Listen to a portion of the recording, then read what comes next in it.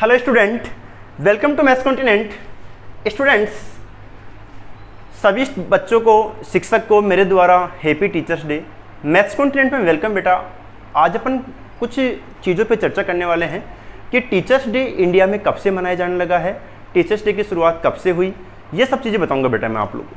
लेकिन आप लोगों ने सुना होगा कि गुरुर ब्रह्मा गुरुर विष्णु, गुरु परम परमेश्वर है।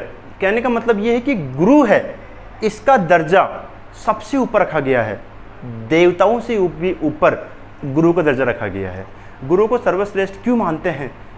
गुरु सबको ज्ञान देता है, खुद दिन रात जलने के बाद, मोमबत्ती की तरह जलने के बाद दूसरों को प्रकाश देता है।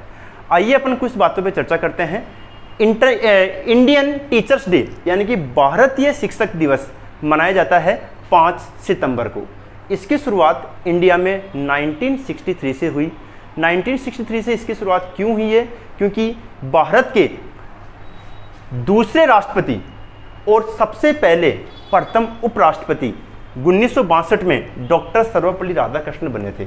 डॉक्टर सर्वपल्ली राधाकृष्णन का जन्म 5 सितंबर 1888 को हुआ था। डॉक्टर सर्वपल्ली राधाकृष्णन बेटा एक बहुत अच्छे शिक्षक थे और उनका ये मानना था कि इंसान का ब्रेन सही तरीके से, दिमाग सही तरीके से तभी काम कर सकता है जब वह एक अच्छा पढ़ लिख ले। यानी कि एजुकेशन के माध्यम से ही इंसान का दिमाग अच्छी तरीके से विकसित हो सकता है। अगर उसको एक अच्छी शिक्षा मिलती है तो उसका दिमाग काफ़ी आगे तक जा सकता है। ध्यान रखना बेटा, अगर आपने पढ़ाई करी है, सपोज करो आपने बहुत अच्छी मेहनत करी है और आपकी बाई चांस को गवर्नमेंट जॉब अगर नहीं लगती है, अच्छी पोस्ट आपको नहीं मिलती है, तो लाइफ में आप कोई भी बिजनेस करते हो तो उसका ग्रोथ आप जरूर करोगे, क्योंकि आपका जो पढ़ा हुआ है वो व्यर्थ नहीं जाता है। तो आपने देखा कि इंडियन टीचर्स डे मनाया जाता है 5 सितंबर को। इसकी जो शुरुआत है वो हुई थी 1963 को। लेकिन इंटरनेशनल टीचर्स डे मनाया जाता है, अंतर्राष्ट्रीय शिक्षक दिवस कब मनाया जाता है? 5 अक्टूबर को। और इसकी शुरुआत 1994 यानी कि 1994 में यूनेस्को के द्वारा हुई थी। तो ध्यान रखना, भारतीय शिक्षक दिवस 5 सितंबर, लेकिन अंतर्राष्ट्रीय शिक्षक दिवस 5 अक्टूबर को मनाया जाता है। अच्छा, एक चीज़ और बेटा मैं आप लोगों को, बेटा अगर आप जीवन में कुछ भी जॉब पाते हो या कोई भी गवर्नमेंट सर्विस लगते हो या लाइफ में कुछ भी करते हो तो सबसे ज़्यादा खुशी आपके पेरेंट्स को होती है। लेकिन पेरेंट्स को खुशी होने के बाद सेकंड नंबर पे जो आता है वो एक गुरु ही होता है, एक टीचर ही होता है, जिसने हमेशा बेटा आपसे कभी जलेगा नहीं। टीचर, अगर आपने लाइफ में कुछ भी उन्नति करी है या कुछ भी प्रोग्रेस किया है तो सबसे ज़्यादा खुशी माँ बाप के बाद, पेरेंट्स के बाद जो होती है वो टीचर को ही होती है, क्योंकि टीचर ये सोचता है कि चलो मेरी मेहनत बेकार नहीं गई। स्टूडेंट्स बेटा, आज मैं एक डॉक्टर इंजीनियर नहीं बन सकता, लेकिन मैं अपने सपने अपने बच्चों में देखता हूँ, यानी कि स्टूडेंट्स में देखता हूँ। अगर कोई स्टूडेंट्स अगर कुछ जॉब लग जाता है या कुछ अच्छा पोस्ट पे चल जाता है तो टीचर को बहुत खुशी होती है। वो सोचता है कि मेरी मेहनत बेकार नहीं गई है, कहीं ना कहीं ये काम आई है। तो मैं सबसे इतना ही चाहूँगा कि टीचर्स का हमेशा आप इज्जत करें। देखो, ज़्यादा होते हैं 10th क्लास के बच्चों को तो हम लोग रेगुलर पढ़ाते ही हैं, लेकिन 11th और 12th क्लास का बच्चा जैसे ही पास आउट होकर निकल जाता है तो प्लीज़ अगर वो बच्चा कहीं भी मिले तो टीचर की ज़रूर इज्जत करें। उसका चरण स्पर्श तो आप करें, आपकी मर्जी है गुरु की, लेकिन प्लीज़ आप रुक के उसको नमस्ते प्रणाम जरूर करें। भावनाओं को देखें बेटा, क्योंकि टीचर यही चाहता है कि बच्चे ने मेरी इज्जत करी है, ये बच्चा मुझे जानता है, बहुत खुशी मिलती है। आज मैं भी एक टीचर हूँ, लेकिन जब कोई बच्चा मेरा पढ़ाया हुआ आज के 5 साल पहले का, 10 साल पहले का जब मिलता है और वह रुक के जब प्रणाम या नमस्ते करता है तो ऐसा लगता है कि हाँ, ये मेरा स्टूडेंट है, मैंने इसको पढ़ाया था। तो बच्चों, मैं आपको ये कहना चाहता हूँ कि जब भी आप अपने पुराने टीचर्स को देखें तो प्लीज़ आप उनसे ज़रूर नमस्ते, गुड मॉर्निंग, प्रणाम, जो भी आपको सही लगे वो उससे ज़रूर करें। चाहे आप कितने भी बिजी हो रहे हो, आप लाइफ में टीचर के लिए 2 मिनट का समय निकाल के उससे ज़रूर बात करें। वो कब की बता रहा हूँ मैं, जब आप एजुकेशन लाइन को छोड़ चुके हो, तब टीचर आपको कहीं भी दिखे तो उसकी ज़रूर इज्जत करें। ऐसा नहीं है कि उसको देख के आप मुड़ जाएं, ऐसा बिल्कुल भी नहीं करें। टीचर हमेशा ये चाहता है कि स्टूडेंट्स उन्नति करें, क्योंकि वो आपको पढ़ाता है बेटा, वो आपको दिल से पढ़ाता है। वो ये सोचता है कि हाँ भाई, मेरा पढ़ाया हुआ इस बच्चे को याद हो गया होगा। टीचर हमेशा आप लोगों के लिए शुभकामनाएं चाहता है। जब रिजल्ट आता है ना 10th या 12th क्लास का, तो टीचर को बहुत ज़्यादा, बच्चों से ज़्यादा एग्रेसिव मिलती है कि हाँ भाई, आज मेरे बच्चों का रिजल्ट आने वाला है। टीचर शुरू से सुबह से ये कामना करता है कि सभी बच्चों का रिजल्ट अच्छा जाए। बच्चों, मैं आज आप लोगों को एक छोटी सी स्टोरी बताना चाहूँगा। प्लीज़ आप लोग वीडियो को पूरा कंप्लीट वॉच करना, ताकि हो सके आपको कुछ सीखने को मिल जाए। और ये ज़रूर चाहूँगा मैं, अगर आपको स्टोरी अच्छी लगी हो तो प्लीज़ कमेंट बॉक्स में मुझे कमेंट ज़रूर करना बेटा। आप देखिए बच्चों, ये स्टोरी मैं इसलिए बनाया हूँ, इसलिए मेरे ध्यान में आई है कि कई बार देखा होगा क्लास के अंदर मान लो 20 बच्चे हैं, तो जैसे कि मान लो किसी बच्चे का नाम मोहन है और वो पढ़ाई में टैलेंट है, तो टीचर क्या करता है, जब भी बोर्ड पे कोई क्वेश्चन समझाता है तो बार बार उसी बच्चे का नाम लेगा। मोहन बताइए इसका आंसर क्या आएगा, मोहन बताइए इसका आंसर क्या होगा। क्योंकि वो इसलिए नाम नहीं लेता है कि उस टीचर को बाकी बच्चों का नाम नहीं आता, वो इसलिए लगता है कि वो बच्चा बाकी बच्चों से अलग से मेहनत करता है और ज़्यादा पढ़ता होगा। हो सकता है कि वो आपसे ज़्यादा मेहनत करता होगा, टीचर का जो पढ़ाया हुआ है वो ज़रूर उसने याद कर लिया होगा। बाकी स्टूडेंट्स ये नहीं समझे कि टीचर मेरे से द्वेष भावना रखता है या मेरा नाम नहीं ले रहा है, ऐसा कभी भी नहीं होता बेटा। टीचर के लिए सारे बच्चे सेम होते हैं, समान होते हैं। अगर मेरा खुद का बच्चा भी अगर 10th क्लास में पढ़ता है तो वो भी बाकी बच्चों के समान ही है, इक्वल ही है। ऐसा नहीं कि मैं उसको कोई विशेष ज्ञान दे दूंगा। ज्ञान अर्जित करने के लिए खुद में प्रतिभाएं होनी चाहिए। इसी के बेस पे मैं एक स्टोरी लेके आया हूँ। स्टूडेंट्स ध्यान से सुनिए बेटा। आप लोग देखो, महाभारत का युद्ध आप लोगों ने खूब अच्छे से जाना होगा। महाभारत में क्या हुआ था सबको पता है। महाभारत में कौरव और पांडव थे। कौरव 100 थे, पांडव 5 थे। कौरव और पांडव मिला के 105 थे। तो 105 का गुरु कौन था पता होगा आपको, गुरु द्रोणाचार्य। तो गुरु द्रोणाचार्य के 105 शिष्य थे। अब सुनना अच्छे से, गुरु द्रोणाचार्य के 105 स्टूडेंट्स थे जो उसके शिष्य थे। 100 कौरव थे, 5 पांडव थे, लेकिन फिर भी उनका एक शिष्य और था जो उनका खुद का बेटा। क्या नाम था उसका? अश्वत्थामा। अब सुनना अच्छे से आप, 105 तो ये हो गए और एक कौन हो गया? अश्वत्थामा। 106 बच्चों को गुरु द्रोणाचार्य ने बिल्कुल समान शिक्षा दी। सबको समान शिक्षा देने के बाद भी बच्चों के मन में और गुरु के मन में हमेशा, गुरु द्रोणाचार्य के मन में एक ही बात रही जब से शिक्षा दिया उसने तब से, कि अर्जुन ही सर्वश्रेष्ठ धनुधर है। अर्जुन ही सर्वश्रेष्ठ धनुधर है।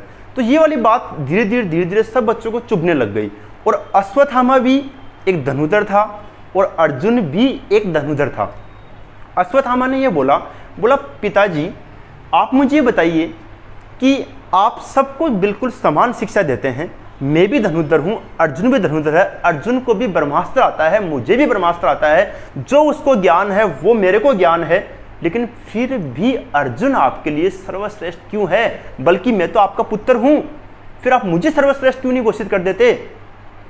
तो गुरु द्रोणाचार्य ने बोला मैं इसका जवाब आपको खुद दूंगा, वो भी सही वक्त आने के बाद।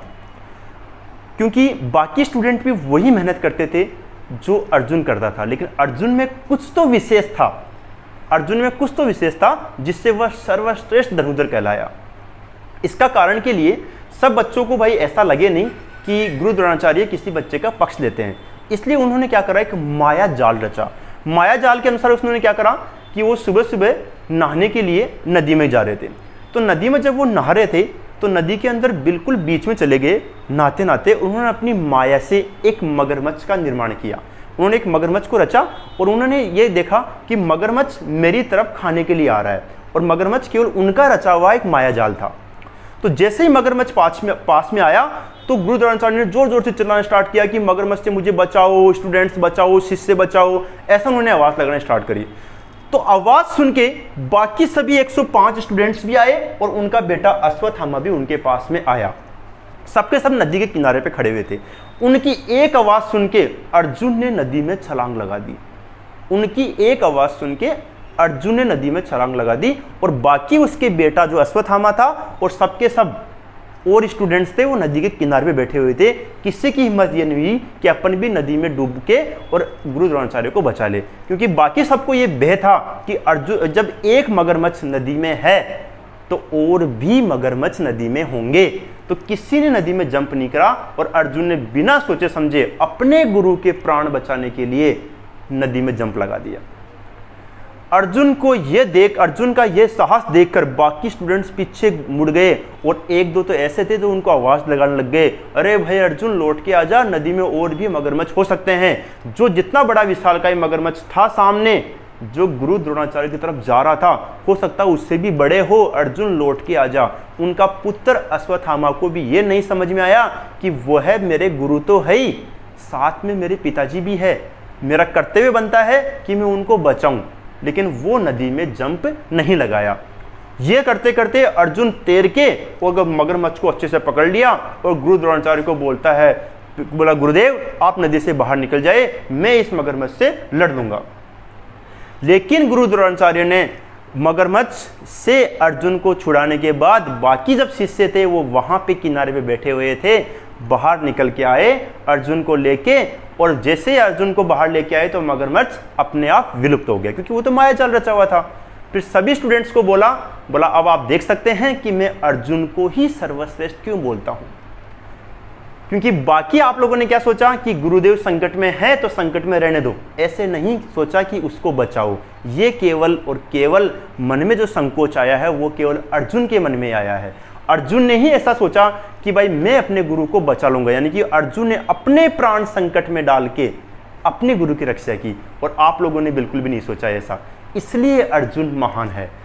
बेटा क्या सीखा आप लोगों ने कि पढ़ाई ही लाइफ में सब कुछ नहीं होती है, पढ़ाई के साथ साथ आप गुरु की इज्जत करना भी सीखें।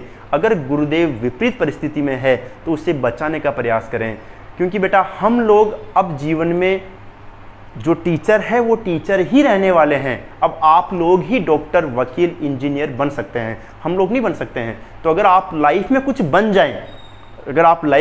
जाए, तो प्लीज़ आपको जो पढ़ाया हुआ टीचर है उसकी ज़रूर से हेल्प करें, क्योंकि टीचर अपने सपने बच्चों में देखता है। ध्यान रखना बेटा, आपको ज्ञान किताबों के पन्नों से मिल सकता है, लेकिन कलम चलाना एक आपको टीचर ही सिखा सकता है। तो टीचर का दिया हुआ ज्ञान आपके हमेशा लाइफ में कहीं ना कहीं जरूर काम आएगा। तो बच्चों मैं यही चाहूँगा कि टीचर्स डे पर सभी बच्चों से ये बोलना चाहूँगा कि टीचर की ज़रूर से आप इज्जत करें, उसका सम्मान करें, और अगर मेरी स्टोरी अच्छी लगी हो तो प्लीज़ मुझे कमेंट ज़रूर करना बेटा। Okay students, thank you. Please आप लोग वीडियो को शेयर करें।